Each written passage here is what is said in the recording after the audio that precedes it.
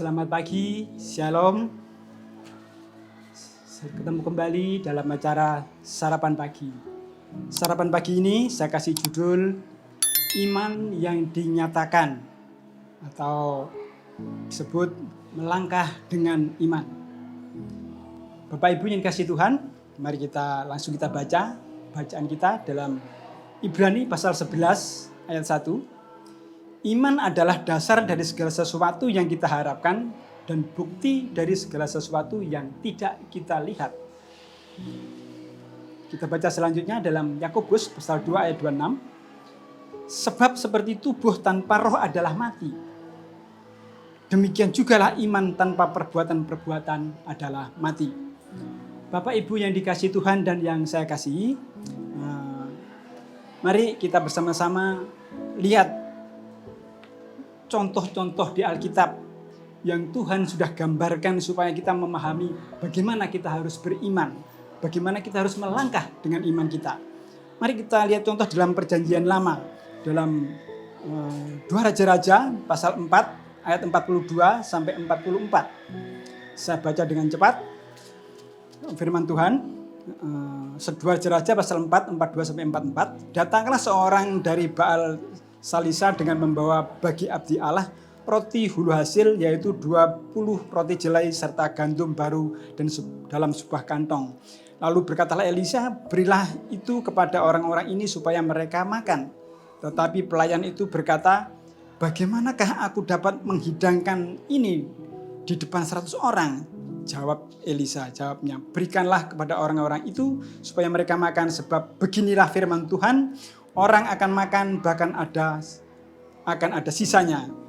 Lalu dihidangkannya lah di depan mereka, maka makanlah mereka dan ada sisanya sesuai dengan firman Tuhan. Bapak Ibu yang dikasihi Tuhan, kalau kita simak dengan seksama tentang kisah ini, di sini ada 20 roti jelai dalam sebuah kantong, juga ada beberapa gandum di sana. Di situ Nabi Elisa mempunyai 100 tamu yang ada di rumah Elisa, dan Nabi Elisa meminta pelayannya untuk menghidangkan 20 roti jelai itu dengan beberapa gandum di kantongnya. Tentu hal ini tidak mungkin menurut logika manusia. Sebab itu pelayannya pun meragukan dan bertanya, bagaimanakah aku dapat menghidangkan ini di depan 100 orang dengan 20 jelai dan beberapa gandum? Secara manusia mungkin pelayan Elisa akan memikirkan memotong-motong 20 roti jelai ini menjadi 100 orang. Atau membagi beberapa gram gandum yang di kantong itu dengan 100 bagian dibagikan secara manusia. Tetapi Bapak Ibu yang dikasihi Tuhan, Nabi Elisa mengatakan bagikanlah itu semua. Karena firman Tuhan mengatakan mereka semua akan makan dan akan ada hasilnya. Dan akhirnya dihidangkan. Akhirnya pelayan Nabi Elisa ini mengerjakan apa yang dikatakan Nabi Elisa. Mereka membagikan tanpa membagi-bagi dulu menjadi 100 buah, tetapi langsung membagikannya. Tentu hal ini karena sudah bersepakat dengan iman.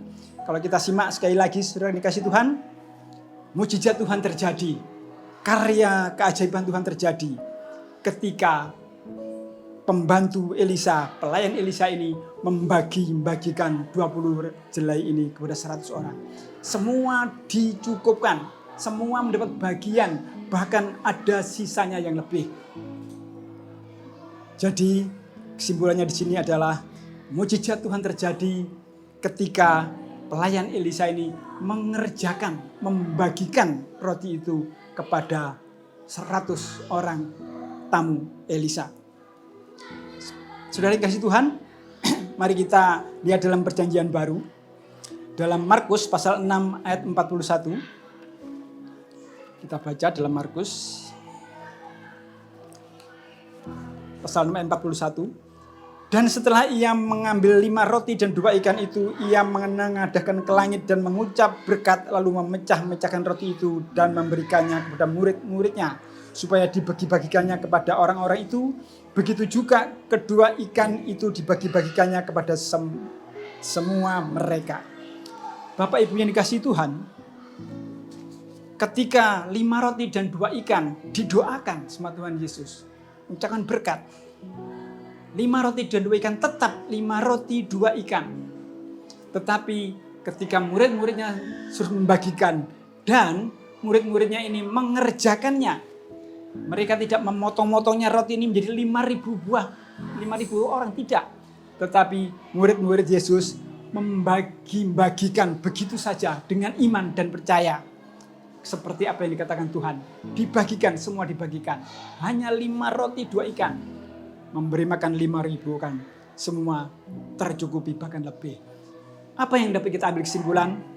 Yang dapat kita ambil kesimpulan adalah ketika murid-murid Tuhan Yesus membagi-bagikan roti ini dan ikan ini, disitulah mujizat terjadi.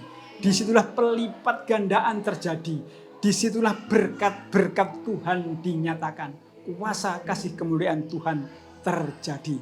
Jadi Bapak Ibu yang dikasihi Tuhan, dari perenungan kita di Perjanjian Lama, Perjanjian Baru ini dapat kita simpulkan bahwa kita beriman tidak hanya dengan perkataan saja.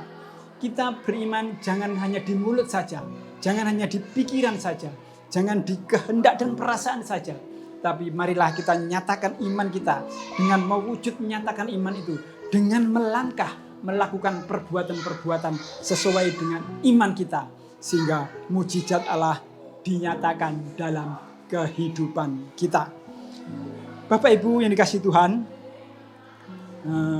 di dalam kehidupan kita sehari-hari kita diperhadapkan berbagai masalah.